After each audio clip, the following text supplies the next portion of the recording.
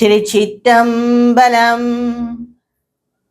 தொல்லை இரும் பிறவீழ் சூழ்ந்தலை நீக்கி அல்லல் அறுத்தானந்தமாக்கியதே எல்லை மறுவா நெறியளிக்குவாதவூரெங்கோன் திருவாசகம் எனுந்தேன்.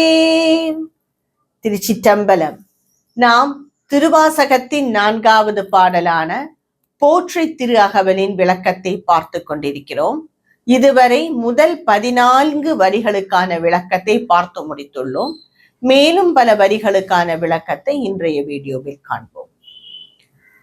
ஒரு மதித்தான்றியின் இருமயிர் பிழைத்தும் இருமதி விளைவின் ஒருமயிர் பிழைத்தும் மும்மதி தன்னுள்ளம் மதம் பிழைத்தும் ஈரொரு திங்களில் பேரிருள் பிழைத்தும் 5 திங்களின் முஞ்சுதல் பிழைத்தும் 6 திங்களின் ஊரலர் பிழைத்தும் 7 திங்களில் தாழ்புவி பிழைத்தும் 8 திங்களில் கட்டமும் பிழைத்தும் 9 வருதரு துன்பமும் பிழைத்தும் தக்கத்த சமதி தாயோடு தான் படும் துக்க சாகர துயரிடை பிழைத்தும்.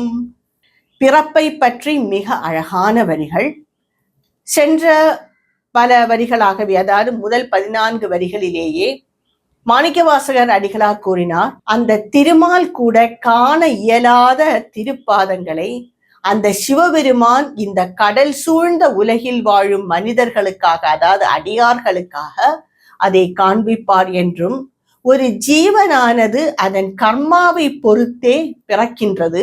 அது யானையானாலும் சரி, ஒரு எறும்பானாலும் சரி, அதன் கர்மாவை பொறுத்துதான் அதற்கு உடல் அமைகின்றது. இதில் மனித பிறவி என்பது மிக பெரிய பிறவி. அந்த பிறவியில் பிறந்தவர்கள் பல துன்பங்களை அனுபவித்து அதில் இருந்து வெளிவந்து அந்த இறைவனே எல்லாம் என்பதை உணர்ந்து மகிழ்ந்து அவரை அடைவார் என்று கூறியிருக்கிறார்.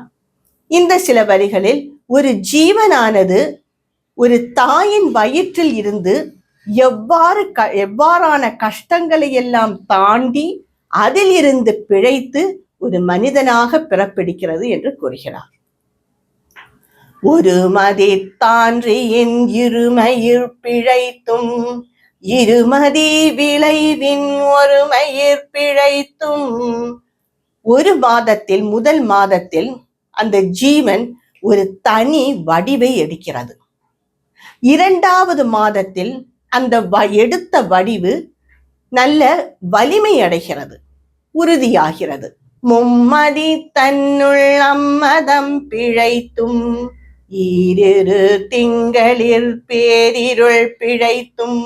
3வது மாதத்தில் அந்த ஜீவன் அந்த தாயின் வயிற்றில் உள்ள நீரில் புதைந்து போகாமல் பிழைத்தும், 4வது மாதத்தில் கண் தெரியாமல் அதிலிருந்து பிழைத்தும், உயிர் பிழைத்தும், 5 திங்களின் முஞ்சுதல் பிழைத்தும் 6 திங்களின் ஊரலர் பிழைத்தும், 5ஆம் மாதத்தில் கருக்கலைந்து போகாமலும் 6ஆம் மாதத்தில் உறுப்புகள் எல்லாம் வலிமையாகவும் முறையாகவும் உருவாயும், அதாவது கர்மாக்களுக்கு ஏத்தாற் போலவே உடம்பில் உள்ள எல்லா உறுப்புகளும் உருவாகின்றன.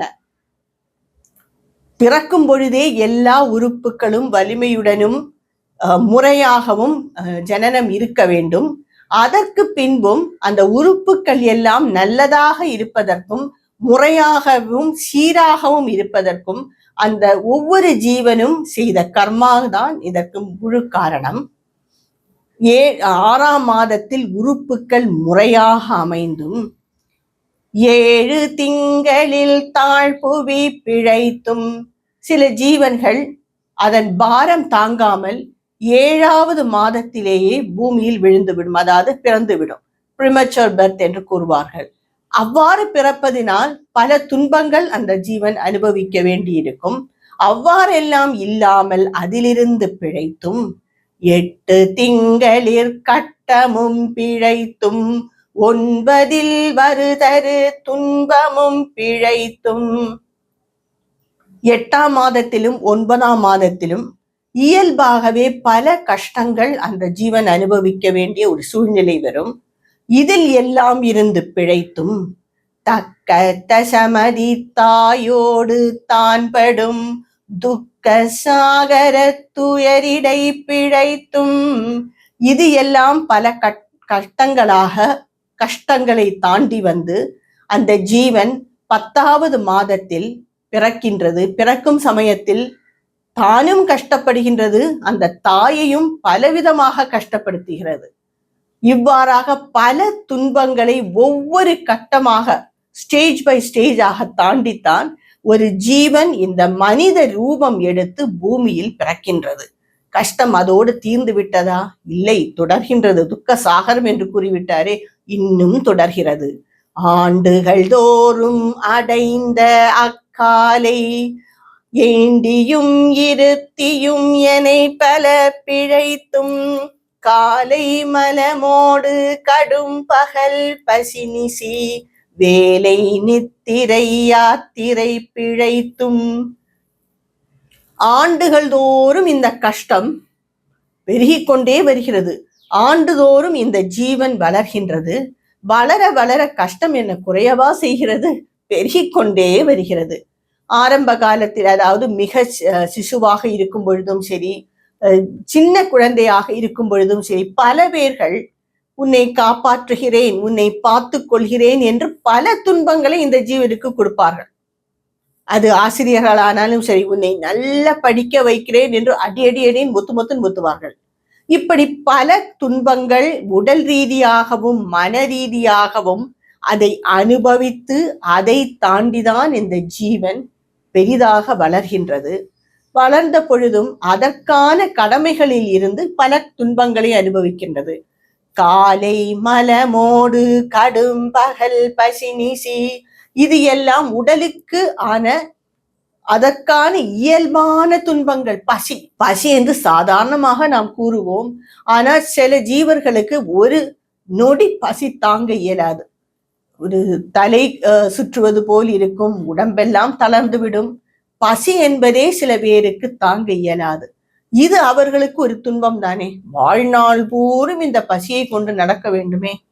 சிலருக்கு சாப்பிட்டு விட்டால் சரியாக ஜீரணமாகாது, அதனால் பல துன்பம் கஷ்டங்களும் அனுபவிப்பார்கள்.